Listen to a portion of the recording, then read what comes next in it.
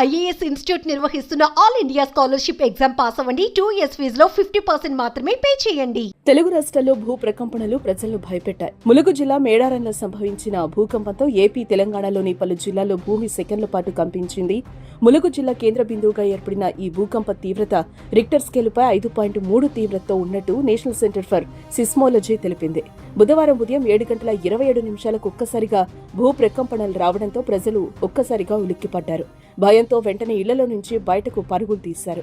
ఏపీలోని ఎన్టీఆర్ జిల్లా, విజయవాడ, జగ్గయ్యపేట, తెలంగాణలోని ఉమ్మడి ఖమ్మం, ఉమ్మడి వరంగల్ జిల్లాలతో సహా హైదరాబాద్లో కూడా భూమి కంపించడంతో ఇళ్లలో నుంచి ప్రజలు భయంతో పరుగులు తీశారు. రాజమండ్రి, ఏలూరు జిల్లా నూజివీడులోనూ భూ ప్రకంపనలు వచ్చాయి.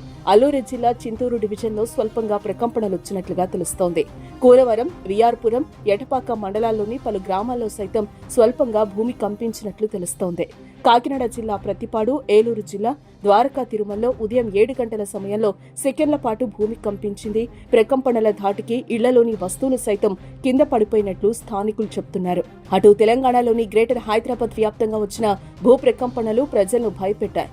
బోరుబండ, రహమత్ నగర్, కార్మిక నగర్, యూసఫ్గూడ, సికింద్రాబాద్, బేగంపేట్, హిమాయత్ నగర్, రాజేంద్ర నగర్, హయత్ నగర్ ప్రాంతాల్లోనూ సెకండ్ల పాటు ప్రకంపనలొచ్చాయి.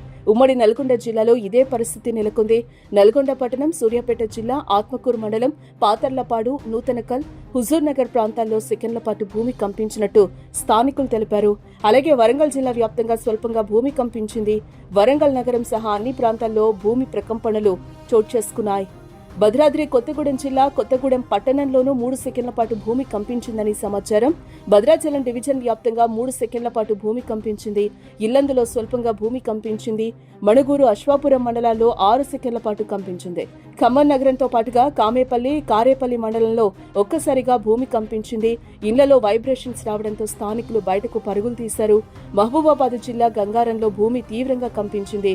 దీని దెబ్బకు కుర్చీలో కూర్చున్న వారు సైతం కింద పడిపోయినట్టు అక్కడి ప్రజలు చర్చించుకుంటున్నారు. పెద్దపల్లి జిల్లా, కరీంనగర్ జిల్లాల్లో కూడా అక్కడక్కడ భూమి కంపించింది. మంచిర్యాల, కొమరంభీం జిల్లాలోని పలు ప్రాంతాల్లో అతి స్వల్పంగా భూమి కంపించిందని సమాచారం.